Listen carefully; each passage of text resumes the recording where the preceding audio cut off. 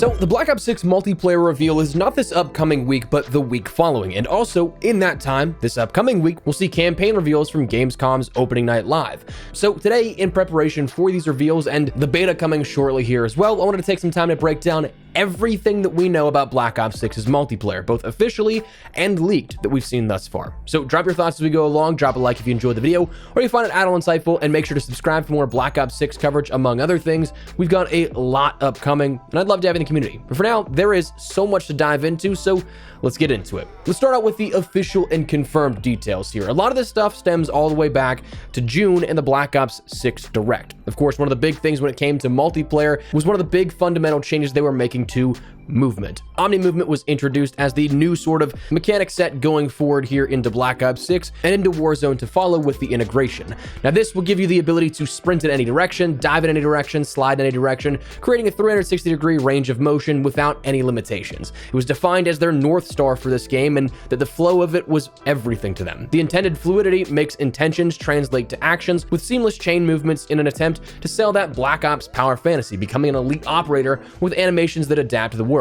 Along with Omnimovement as that sort of umbrella, we learned about things like supine prone, intelligent movement systems, the ability to shoot doors open as an evolution of that system where you can bash through those doors. So supine prone is that full range of motion, but while prone. You can roll on your back mid-jump, shoot from your back, roll over from a prone to be on your back, and so on and so forth. It gets rid of those kind of hilarious looking, just prone in the air 360 visuals that you'd get previously, but then you also have the intelligent movement system, which is a group of settings that allows you to control how many button inputs you'll need in order to get from point A to point B.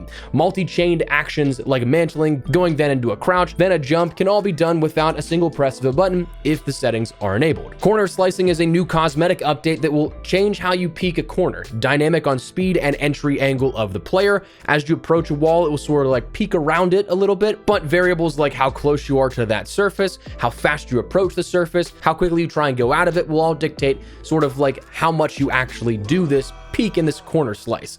Animations, the hit locations for Black Ops 6 were updated to include 9 player hit locations as opposed to prior games only having 4, which means you'll have plenty more animations, and those dynamic death cams that we see in Black Ops 6 will be a result of this, showcasing a more ragdoll effect of your body in some more unique fashions. Also, outside of the Black Ops 6 Direct, we learned about the progression system here within Black Ops 6. All the way back since Modern Warfare 2019, we ended up seeing a seasonal prestige system here that had some sort of rank cap here to it, but that is now no longer the case. We're going back to Black Ops 4 and beyond in the prestige system, a classic prestige system, coming back for Black Ops 6. Levels 1 to 55, the military ranks where you unlock things, then you have the choice to enter prestige once you hit 55. Like in prior games, you don't need to prestige, and unlike recent games, you won't be forced into it, and it won't be like just a milestone rank that you end up hitting. Instead, you have that conscious choice of, hey, do I want to gain a new rank icon, do this whole thing again, and then see where we're at in another 55 levels. That is entirely up to the player, and you have 10 prestiges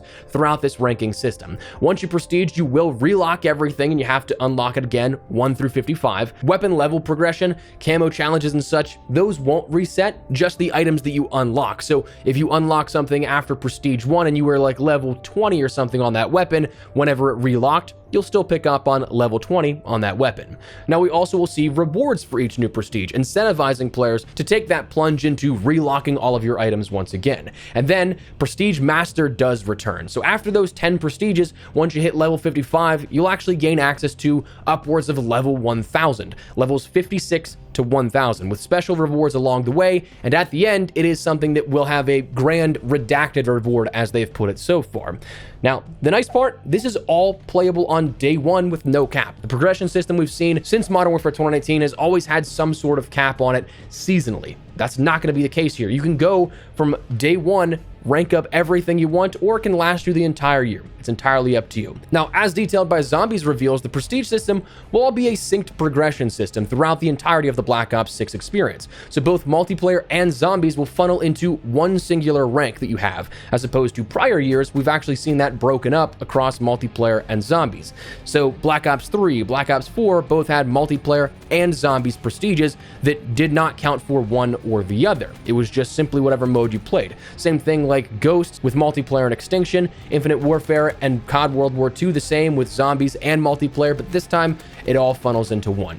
Now, the creative class, as we learned from the Black Ops 6 Direct, is kind of a hybrid of Cold War with the gunsmith here. You have things like wildcards that will allow you to end up having more than 5 attachments, which is something we have not seen in the gunsmith system, excluding Vanguard. So there's a bit more freedom, but it's not quite necessarily like the pick 10 or something like that. That's something that's rumored to come back in 2025. But this year we end up seeing the introduction of combat specialties, which are essentially perk bonuses for keeping your perk choices in the categories of Enforcer, Recon, or Strategist perks. Now, officially speaking, we've only seen the combat specialty of Enforcer actually in action in any of the official gameplay.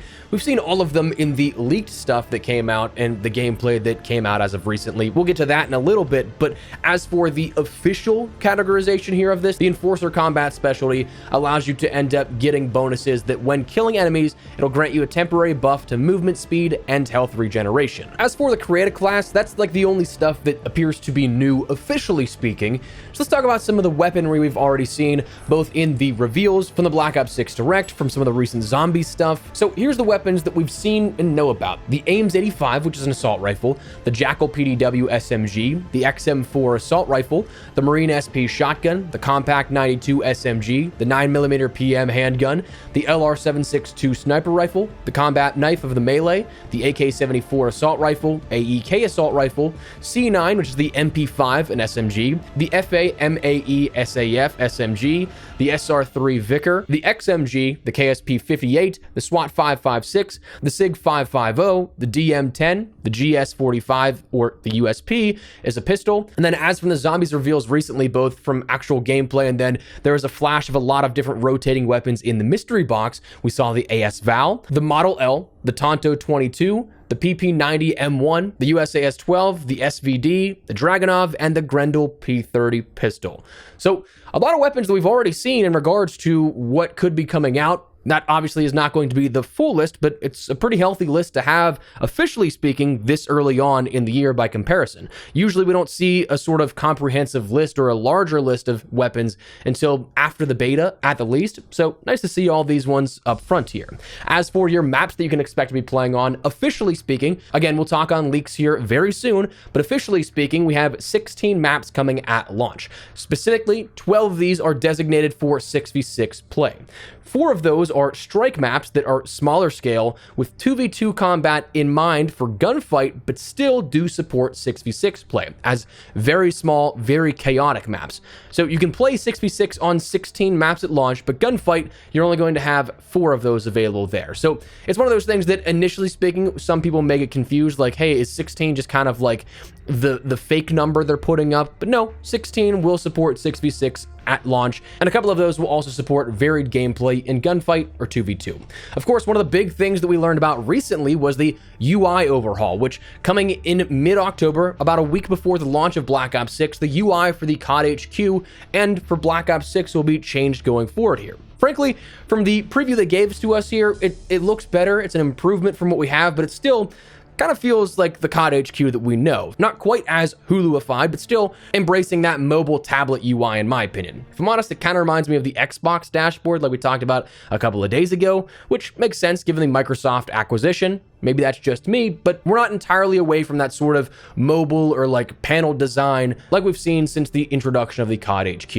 It seems like though, after finally 2 years at least, that we'll see some actual improvements to this, and that it seems like this is going to solely just be the housing mechanism for the individual titles, especially with the ability to decouple things as we learned about as well, where you don't have to have Warzone installed. You don't have to have Modern Warfare 2 or Modern Warfare 3 installed. You'll boot up to the COD HQ and then be able to boot into whatever game you'd like. But if you want to have multiple installed still, that's where it makes things easier to manage. So it's kind of just like the umbrella of Call of Duty, and you're starting to finally see where it is just that, whereas the last 2 years here have been pretty much in tandem with and synonymous with both of those actually in place. Again, coming back to it, decoupling of Warzone and the annual release is something that is definitely nice to hear as well. That's one of the big things that when we learned about Warzone here going into Modern Warfare 2 and the COD HQ and that COD 2.0 era as they dubbed it, that was one of the big things that was like the marketed part of why this was going to be needed, but then you couldn't decouple Warzone still. So you only have to download the files that you want for whatever game you want to play now, which is definitely going to be big with Black Ops 6. Then some other stuff, in-game customizable HUD will be something that is brand new. The best play, winner circle, and quick join features are all coming back here. And other items like the feeder mode is returning here, which is definitely nice. We have not seen that since Black Ops Cold War last, but being a staple of Black Ops games, makes sense that it is coming back. From my time, whenever I talked to Treyarch back in June at their studio, right before the reveal of Black Ops 6 here, it was something that they mentioned, hey, if you guys use this, make sure that you let it be known for one, and also actually do use this, because that is kind of their internal benchmarking on if it gets the numbers and the usage out of it, that's when you can start to apply it to other areas of Call of Duty, like say, maybe Warzone later on down the line. So if that's something that interests you, make sure you get your use out of it in Black Ops 6 so it is deemed a worthy investment here as for the architecture of those systems. But that said, that is the details we know about officially speaking with Black Ops 6 so far. Again, the official multiplayer reveal is not this upcoming week, but the week following. COD Next takes place on August 28th at 9 a.m. Pacific time, noon Eastern, and I believe that's 5 p.m. in the UK. So reveals will be happening all throughout their official channels, all the Call of Duty socials, and also through some 200 plus of your favorite creators and streamers that'll be there showcasing their perspectives as well. And I think I can actually finally say this with certainty now. I should also be there with my perspective. I was invited over the weekend here, so it will be nice to get some hands-on for you guys, some gameplay and all that stuff that comes out of it. But that's the reveal itself. Then we have the beta almost immediately following it. There's a slight gap this year as opposed to the last two, where instead of the following morning the beta kicks on, this time the event is on a Wednesday, so Friday is when that beta for Black Ops 6 kicks off. So that means you'll have like a 36-hour window or so that you'll be able to see what's out there for Black Ops 6, but not quite able to play it just yet. And then, speaking of the beta, it'll firstly be available for players who pre-order. There's some pretty big differences this year as opposed to prior ones, but it will be live from August 30th to September 4th for those that do pre-order, then take like a 48-hour break and then be back on for everyone on September 6th to September 9th. The difference this time around is that it's simply pre-orders versus open, not what we've had in prior years every year since Black Ops 3, where you'd have to have pre-orders for a specific platform, and then if you weren't on that platform, you had to wait until the next week and maybe only get a couple of days in. Everyone can play the beta at the same time. PC, PlayStation, and Xbox. So really looking forward to that one. Again, the only prerequisites are that the first weekend is for pre-orders, the second is for everybody. Open, doesn't matter. Now, that said, that's the official stuff. We are a lot of time deep already on the official stuff, but let's talk a little bit more about some leaks. Fill out the sort of gaps in what we know with things that have already leaked through either data mines or straight up leaked gameplay, because believe it or not, the entire beta build of Black Ops 6 leaked around the end of July as a result of an error on the database side of the COD HQ. They pushed an update out for the beta build to be there in the database non-public version of the COD HQ, but like have it there ready to go so they can push it out whenever. But in doing so, that allowed for jailbroken PlayStations and such to access the game. So we have seen a lot more than the details surrounding the game officially that have been revealed so far. So let's talk about some of these same stuff and fill in those gaps here a little bit. The UI and gunsmith changes, we saw of course that the creator class is now a lot more vertical listing in that UI as well. You have your primary, secondary, melee, tactical, lethal, field upgrade, all that kind of stuff. We broke that down on screen, should be a recreation of that, not an actual in-game screenshot, because that ended up getting this video a copyright strike. But then again, that fills out the gaps of things that we know, like all of the perks, all of the lethals, all of the tacticals, all the field upgrades. So let's run down those real quick. In the enforcer category, you have things like assassin, scavenger, bruiser, dexterity, gung-ho, double time, and a new perk called bankroll, which starts each life with 150 score towards Scorestreaks. So not a brand new perk and offering to the franchise as a whole. It's similar to Anti-Up from Black Ops 3, but it is one that's returning after quite some time away. Your recon perks end up giving you ninja, ghost, tracker, engineer, forward intel, which increases that minimap area and shows direction indicators for revealed enemies, vigilance, which is essentially your high alert mixed with a little bit of some cold-blooded stuff where you're immune to counter UAVs and scramblers, and also sleeper agent as a field upgrade, which is something we'll touch on in a second. Pretty powerful. Then cold-blooded is the final one in the recon category. Strategist perks include flak jacket, tac mask, dispatcher, which reduces the score cost for non-lethal score streaks and stacks with bankroll, so kind of like hardline, but in an additional way stacks on top of that too, which is nice. Fast hands, Quartermaster, which recharges equipment over time. Gearhead gives you 2 field upgrade charges. It also will allow you to increase that field upgrade charge rate and hack enemy equipment. And then Guardian will allow you to have faster healing while capturing and holding objectives, and also allows you to revive down teammates. Now again, these are something that come down to your combat specialties. If you have 3 of the same perks in these different categories of Enforcer, Recon, or Strategist, you end up getting that bonus ability. Enforcer, as we talked about, grants you a temporary buff to movement and speed, along with health regen after getting a kill. Recon, you can see enemies through a wall for a short period of time after respawn, and a HUD edge indicator will flash when an enemy is outside of your view, while also leaving no death skulls when killing enemies. And Strategist ends up earning bonus score for you for objectives and destroying enemy equipment. You can also see enemy equipment through walls at a short distance and deploy equipment and field upgrades faster. As for your wildcards, you have Overkill, Gunfighter, and Perk Greed, which then allows you to have those combat specialties and bonuses where you have those 3, but also taking an extra 4th perk on top of that. So allowing, in some cases, 5 perks here with this. As for your other gameplay items, lethals, tacticals, and field upgrades, you have the Frag Grenade, Semtex Grenade, Thermo Grenade, Blast Trap, Combat Axe, Concussion, Flashbang, Stim Shot, Prox Alarm, and Decoy. And your field upgrades are your Assault Pack, Trophy System, Neurogas, Acoustic Amp, and one that sounds rather interesting and very powerful is a Sleeper Agent. That one, you can infiltrate the enemy team, appearing as a friendly to them for a short duration of time, and kills will extend that time. Gunfire and enemy content will reveal your true identity. There are some of those hard counters, as we talked about, in the perk category, but kind of crazy.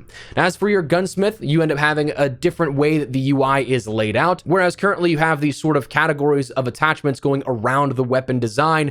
Once you go in there, that's when you see it all horizontally, but the categories this time in Black Ops 6 are all horizontal. When you go in there, you have everything listed vertically like you'd see in Black Ops Cold War. Detailed stats from what we've seen in leaked builds go way more in depth, so fingers crossed those stay there until the very end. The firing range is going to be present, attachments, preview tac stance is something returning, and the operator UI is something that you have the exact same split panel design as Modern Warfare 3, which confirms those factions then of Rogue, Black Ops, and Crimson 1. As for map details, we've seen 20 of these leak already. Not expecting all 20 of them, probably some of these coming as in preseason or season 1 stuff, but as of the beta build, there were 20 listed.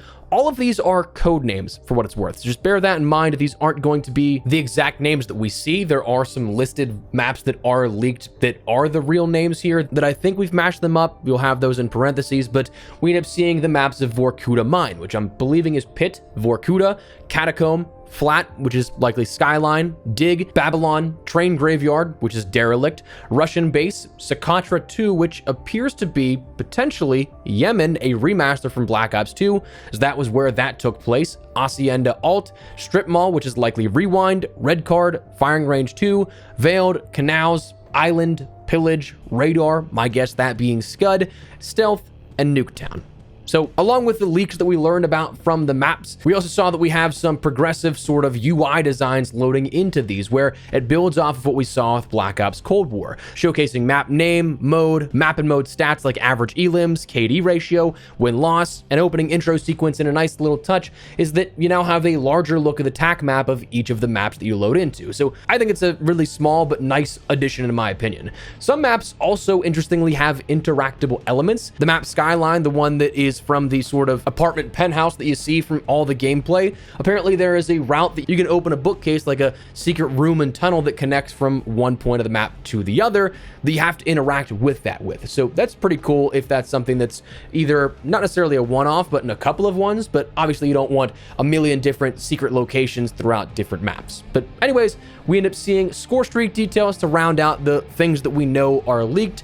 Out of the beta build, we saw this Scout Pulse for 400, which might be something like a quick ping, not fully active UAV, but I think similar to what DMZ would have off those AI phone pings. The RCXD for 450 score, the UAV for 675, Counter UAV for 700, Watchdog Helo for 1100, Hellstorm for 1200, Interceptors for 1250, and the Chopper Gunner for 1600. Again, those are not the full list of the score streaks. We ended up just seeing those in the beta build thus far, so just don't worry, there are going to be more score streaks than that with the full launch of the game. But for right now, that's about everything I can think of here that you need to know about the Black Ops 6 multiplayer experience and what we've seen both officially revealed and leaked. So we're a couple of days away from the full reveal, the multiplayer reveal of everything, and the beta shortly to follow. So stick it here on the channel for more coverage as we get more information about all of that. So let me know your thoughts down below. What do you guys think of what we've seen revealed and leaked so far? Looking forward to anything in particular, let me know. But if you enjoyed the video, you found it at all insightful, do me a favor, drop a like on it. And if you're new to the channel, make sure you subscribe so you don't miss a single thing regarding all things Black Ops 6, multiplayer, zombies, campaign. As we get more information about all that stuff, I'd love to have you in the community. But for now, thanks so much for watching. My name is Espresso. I'll see you later. Take care and peace.